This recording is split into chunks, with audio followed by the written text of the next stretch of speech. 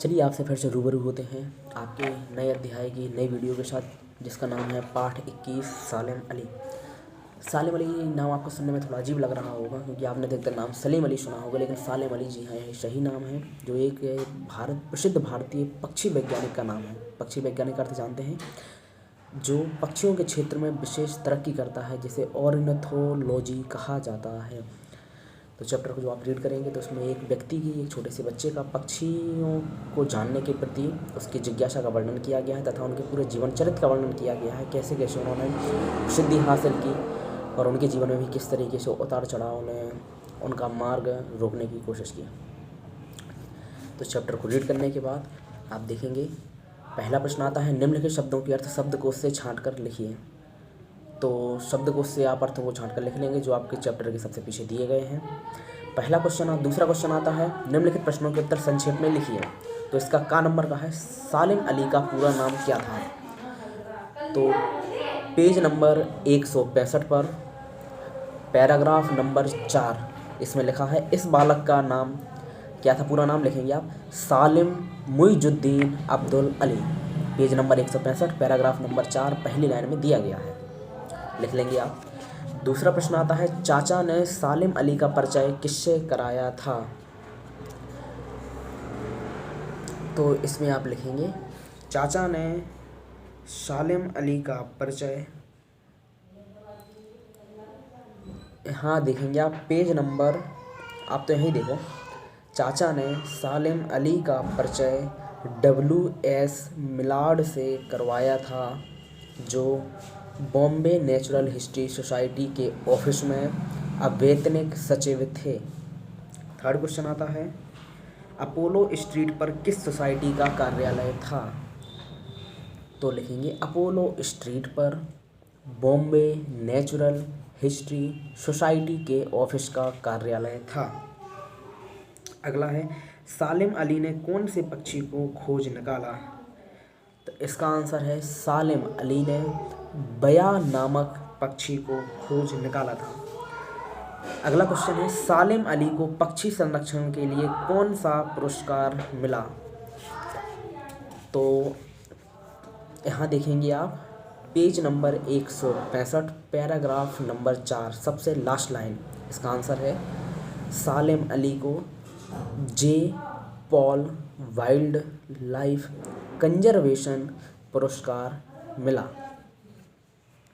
अगला क्वेश्चन है, इस पाठ में कौन कौन सी पुस्तकों का उल्लेख किया गया है। तो इसका आंसर लिखेंगे आप, इस पाठ में निम्नलिखित 2 पुस्तकों का उल्लेख किया गया है। पहला लिखेंगे आप, बुक ऑफ इंडियन वर्ड्स, जो पेज नंबर 167 पर सबसे ऊपर लिखी है, बुक ऑफ इंडियन वर्ड्स। और एक दूसरी किताब है जो पेज नंबर 167 पर लाइन नंबर 5 में लिखी है, जिसका दूसरी बुक का नाम है, handbook of the words of India and Pakistan.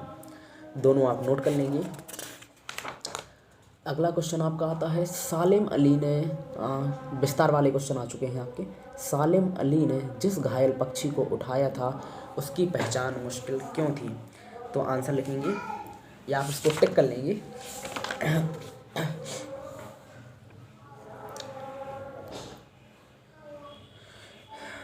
इसके आप क्वेश्चन लिखेंगे लगभग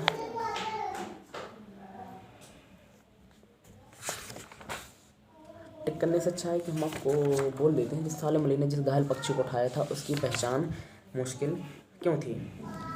तो लिखेंगे, सालिम अली ने जिस घायल पक्षी को उठाया था वह देखने में गौरैया जैसा लगता था, पर उसके गले पर पीला धब्बा था।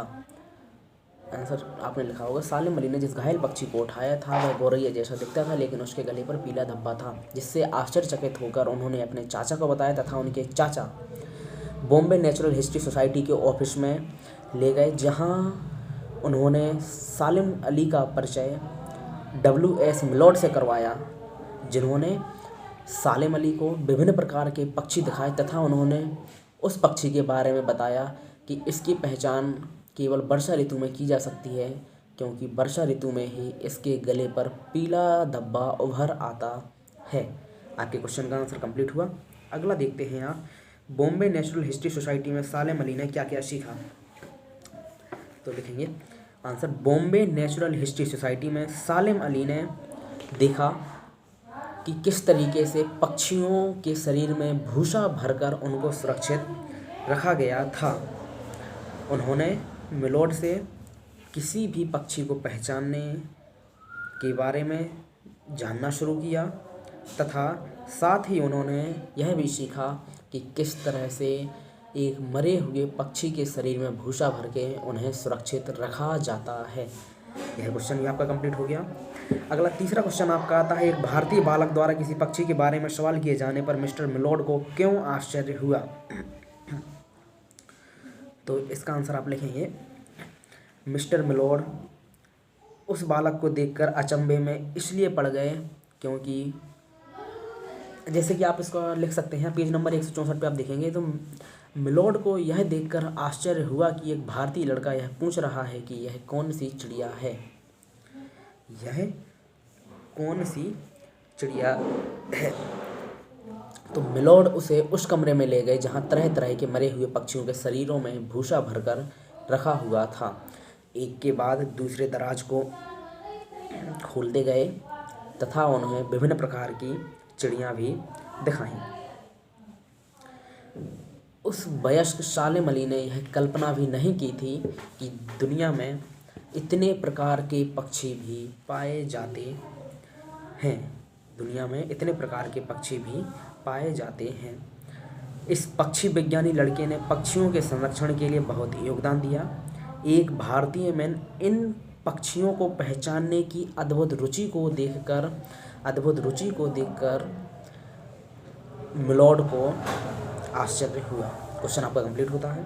इसके बाद आप अगला क्वेश्चन देखेंगे, सालेम अली का अन्य पक्षी प्रेमियों से टकराव होने का क्या कारण था? तो इसका आंसर आप लिखेंगे, सालेम अली का कहना था कि किसी की भी बात पर बिना परीक्षण किए उस पर विश्वास नहीं करना चाहिए, चाहे वह कितने भी प्रसिद्ध व्यक्ति के द्वारा क्यों ना कही गई हो।